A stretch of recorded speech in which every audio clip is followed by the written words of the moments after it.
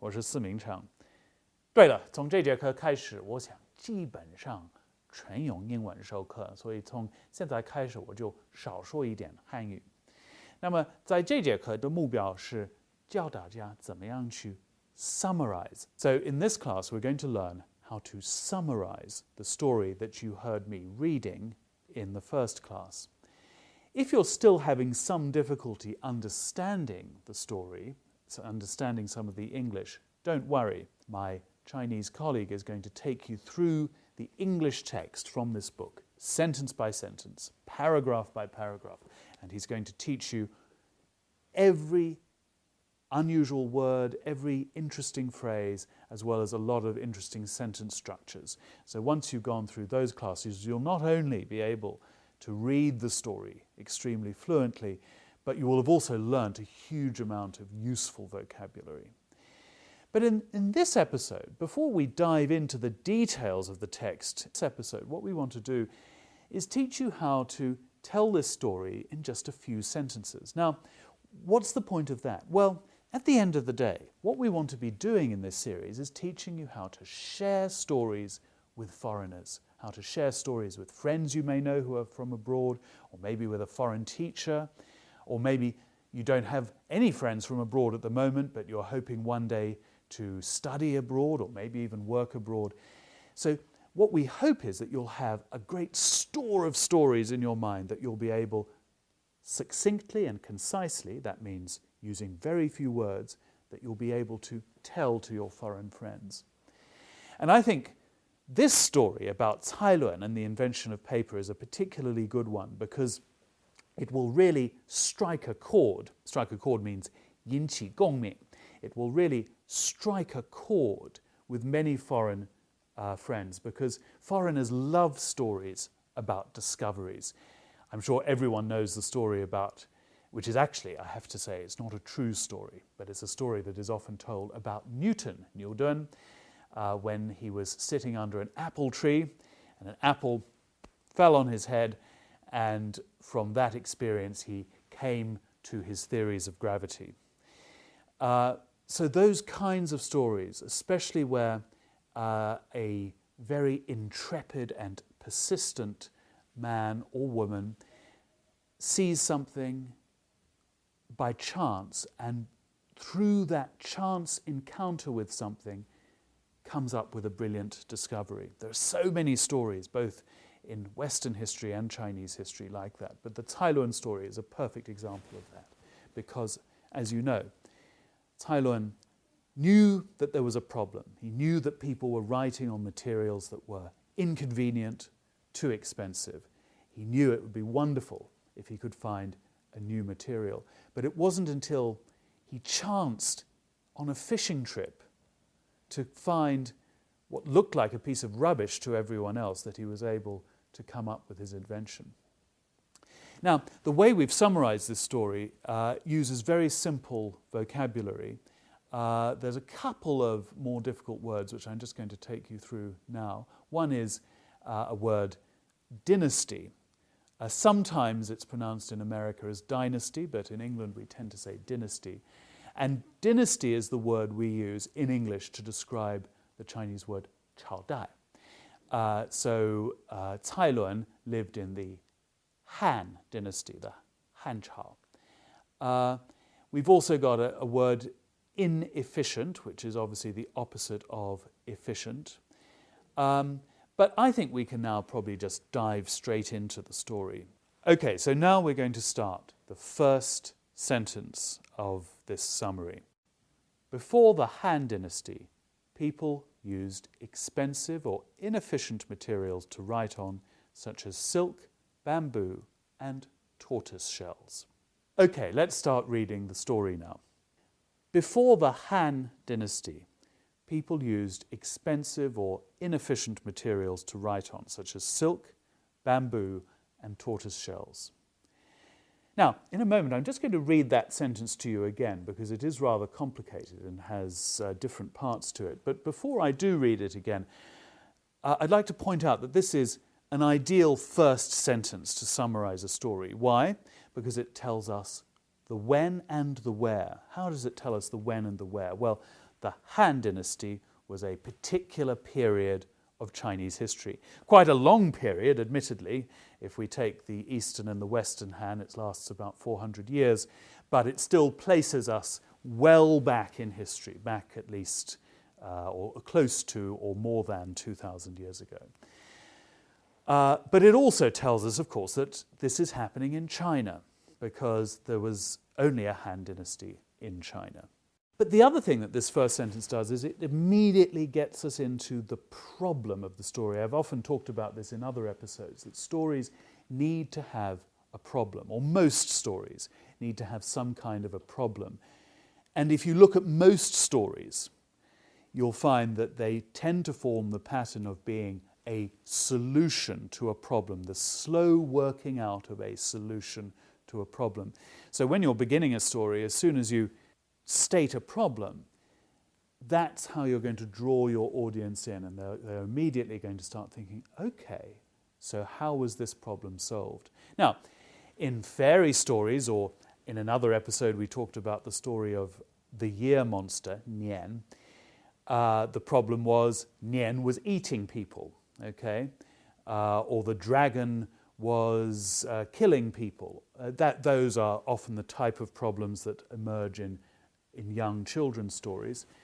But in this story we have a problem of people using expensive or inefficient materials. Now, of course, the sentence hasn't said it's a problem explicitly, but by using those adjectives, expensive or inefficient, we are saying that there is something wrong with those materials. So let's read the sentence again. Before the Han Dynasty, people used expensive or inefficient materials to write on, such as silk, bamboo, and tortoise shells. Then we move on to the second sentence. These materials were a great inconvenience for everyone, including the emperor.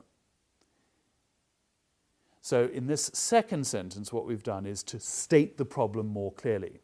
We had implied there was a problem by those adjectives, inefficient and expensive, but now we have said absolutely clearly that this is an inconvenience. It is something that is inconvenient.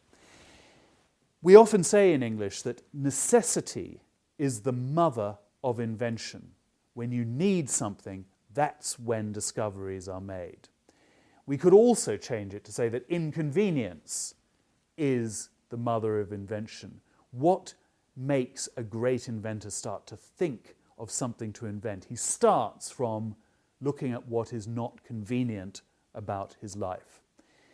If you think about that great American inventor Edison, who came up with the electric light bulb, before he invented the light bulb, he must have been struck by the inconvenience of relying on candles and fire to light rooms and to light books that you might be reading and so on.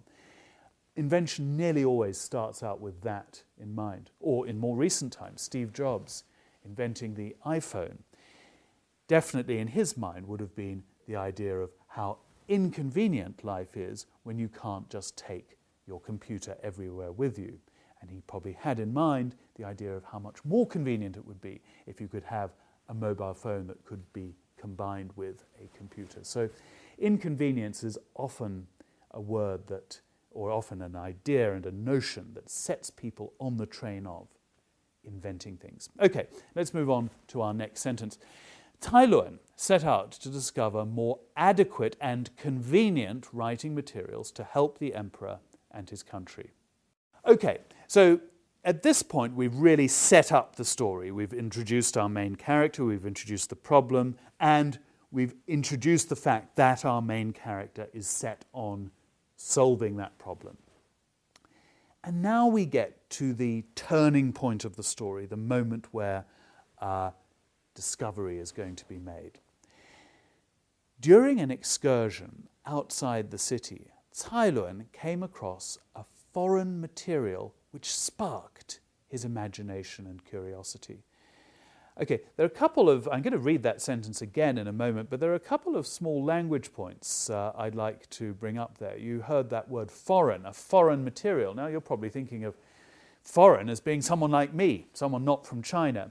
But foreign also has a more basic meaning, which is something that is strange to you, something that you are not familiar with. We actually use this quite a lot in medicine.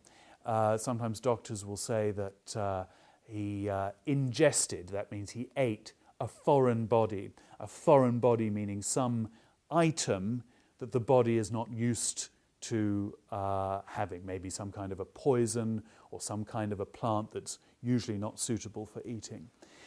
But here, when it says a foreign material, this just means a type of material. He picked it up in his hand. We can imagine that he'd never seen before. Okay. We also saw how in this sentence there was a pairing of two words, sparking imagination.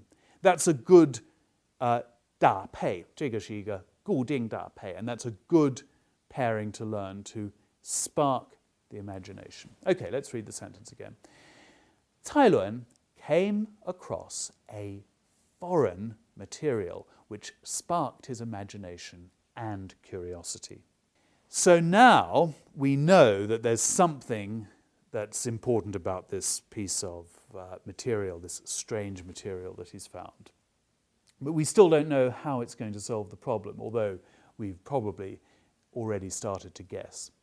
Let's read the next sentence now. After receiving information from a local peasant, he started to experiment.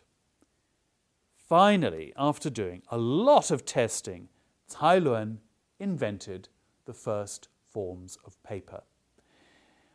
Right, so in just a moment I'm going to read that whole story all over again. But what I want you to think about before I do that is that this story has, in just a few sentences, captured the essence of the Cai Lun story. So often you're not going to be in a position to tell long stories to your foreign friend. You might very well be chatting to a foreign friend and he asks you and says, hey, I've heard that Chinese people have invented 4 great things and one of them is paper. Can you tell me about that? How on earth was paper invented? Well, if you memorize this short summary that I'm just going to read to you again in just a moment, you'll be able to give in a couple of seconds a very clear, distinct and concise answer to that foreign friend. Okay, let's listen to it again. Before the Han Dynasty, people used expensive or inefficient materials to write on, such as silk, bamboo, and tortoise shells. These materials were a great inconvenience for everyone, including the emperor. Cai Lun set out to discover more adequate and convenient writing materials to help the emperor and his country. During an excursion outside the city, Cai Lun came across a foreign material which sparked his imagination and curiosity. After receiving information from a local peasant, he started to experiment. Finally, after doing a lot of testing, Cai Lun invented the first forms of paper. Okay, well, we're almost out of time now, but there you are. In just a few seconds, we've encapsulated the whole of the Cai Lun story. But before I go, I'm going to leave you with a question which my colleague in the 3rd class is going to deal with. It's quite a simple question, and if you read carefully the story in this book, you'll be able to find the answer.